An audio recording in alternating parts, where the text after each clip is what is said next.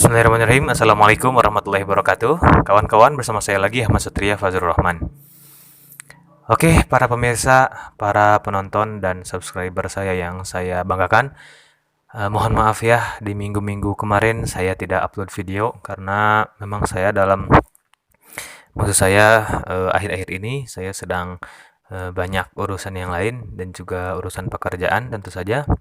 Oleh karena itu, mohon maaf sekali, dan alhamdulillah pada kesempatan kali ini saya dapat upload video, walaupun untuk sekarang saya pasti tidak akan upload video secara rutin ya, maksudnya nggak setiap 1 minggu. Jadi saya akan upload video ya semampu saya dan sebisa saya, karena beberapa proyek saya yang begitu menyita waktu ya.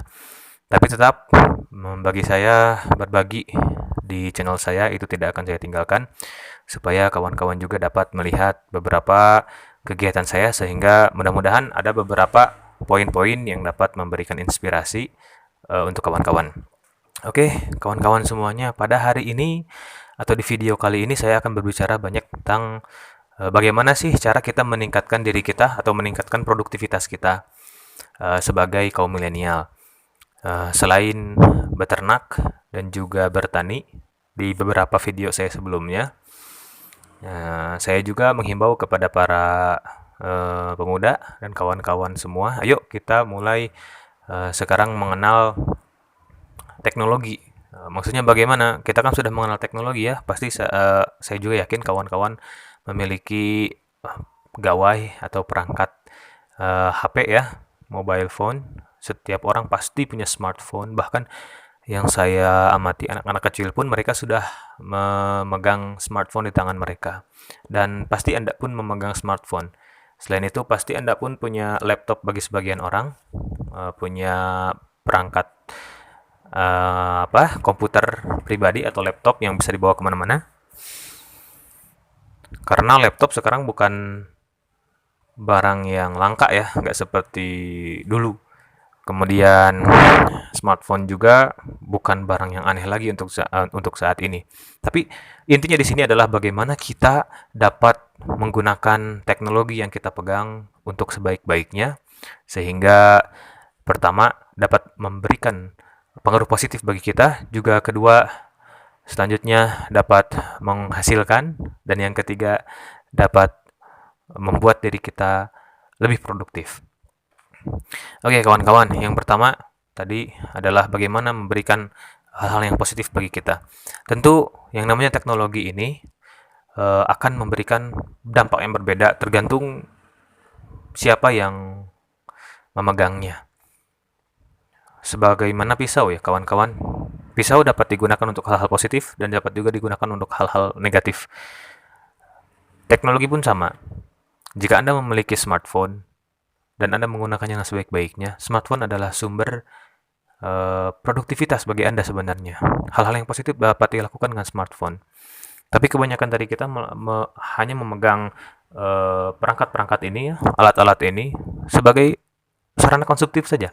Jadi setiap minggu atau setiap bulan kita hanya beli kuota, beli pulsa dan lain sebagainya untuk hal-hal yang tidak perlu.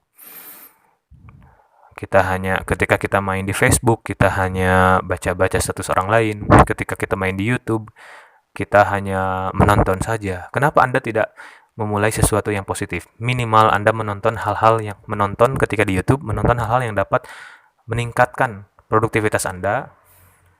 Mengapa Anda juga tidak menonton hal-hal yang positif yang dapat menambah ilmu pengetahuan Anda? Kemudian mengapa juga? Coba kita langsung ke poin yang kedua, menghasilkan, dan poin ketiga, produktivitas. Kenapa juga Anda tidak memulai untuk membuat konten misalnya? Saya pun tergerak untuk membuat konten karena saya tidak mau hanya menjadi penonton saja. Saya juga ingin membuat channel saya sendiri agar saya dapat berbagi kepada Anda dan channel saya dapat ditonton. Walaupun penonton saya memang tidak banyak, tapi saya bersyukur 1-2 orang saja, alhamdulillah, berarti channel saya ada yang menonton. Jadi saya tidak mau hanya menjadi penonton saja. Jadi ya kawan-kawan ya, jika kita sudah produktif, maka kita akan menghasilkan. Hasil itu bukan hanya berupa uang ya kawan-kawan. Hasil bisa berupa kepuasan, hasil bisa berupa ilmu yang bertambah dan lain sebagainya. Ya. Otomatis kawan-kawan jika kita membuat konten seperti ini, kita sebenarnya sedang membangun branding bagi diri kita atau yang istilahnya dikenal dengan personal branding. Anda mengenal saya dari channel ini dengan sebutan peternak lobster air tawar. Padahal saya juga memiliki kegiatan atau aktivitas yang lain. Tapi di channel ini mungkin Anda mengenal saya dengan sebutan seperti itu. Nah, itu dia personal branding. Jadi saya membranding diri saya bahwa saya adalah seorang ini. Nah, begitu kawan-kawan. Banyak orang yang memiliki personal branding yang kuat sehingga mereka akhirnya menjadi seseorang yang dapat menghasilkan pundi-pundi rupiah yang banyak. Nah, itu bonus ya kawan-kawan menurut saya. Menurut saya pribadi itu bonus. Pundi-pundi rupiah itu bonus atas usaha dan kerja keras yang kita lakukan. Dan memang itu hak kita. Nah, kenapa kawan-kawan tidak menggunakan kesempatan yang baik ini sebaik-baiknya? Bisa buat konten. Jika Anda mempunyai akun TikTok, buatlah konten. Dan saran saya, buatlah konten yang bermanfaat ya. Jangan membuat konten yang kurang manfaat, menghabis-habiskan waktu dan lain sebagainya. Memang pasti konten-konten seperti itu pun akan menghasilkan pundi-pundi rupiah jika banyak yang menonton dan lain sebagainya. Tapi kita berpikir jauh ke depan, apa pesan moral, nilai moral yang dapat kita tularkan kepada para penonton.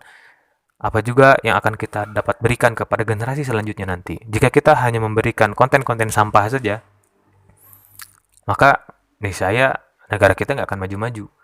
Nah, oleh karena itu, kita share sesuatu yang positif, sehingga mudah-mudahan nanti negara kita, bangsa kita juga akan menjadi bangsa yang maju ke depannya. Nah, itu kawan-kawan. Selain itu, sebagai kaula muda, anak muda, kita tentu harus menguasai teknologi ini dengan sebaik-baiknya. Dengan cara minimal kita setiap pemuda ya, kita memiliki website sendiri.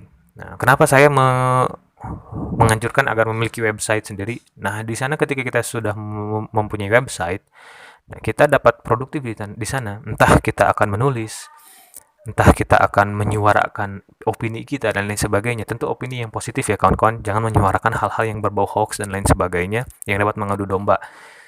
Nah, jika kawan-kawan punya budget, silahkan sisihkan budget 1 juta ke atas lah, silahkan. Saya yakin kawan-kawan pasti punya uang sebanyak itu, karena kan setiap bulan juga beli kuota dan lain sebagainya.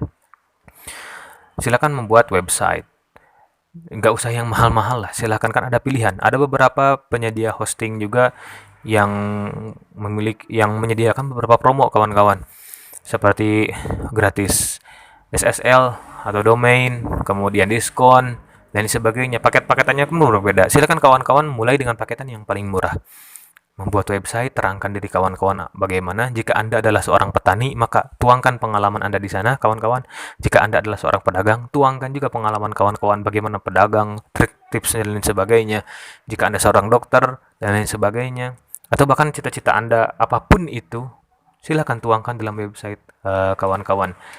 Nah, sehingga dari website kita akan mendapatkan personal branding yang kuat di sana ya. Dan itu anjuran saya ya kawan-kawan. Silakan membuat website pribadi. Dan jika kawan-kawan ternyata belum memiliki budget untuk itu, kawan-kawan bisa mencoba hal-hal gratisan terlebih dahulu. Oke lah, kita mulai dari blog ya.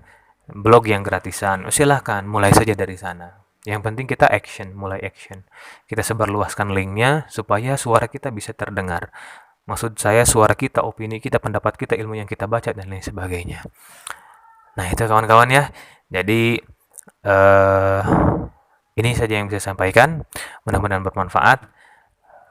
Saya tidak akan panjang lebar. Dan tunggu video saya selanjutnya. Terima kasih. Jangan lupa kawan-kawan untuk like, share, dan subscribe video ini. Mudah-mudahan bermanfaat. Assalamualaikum warahmatullahi wabarakatuh.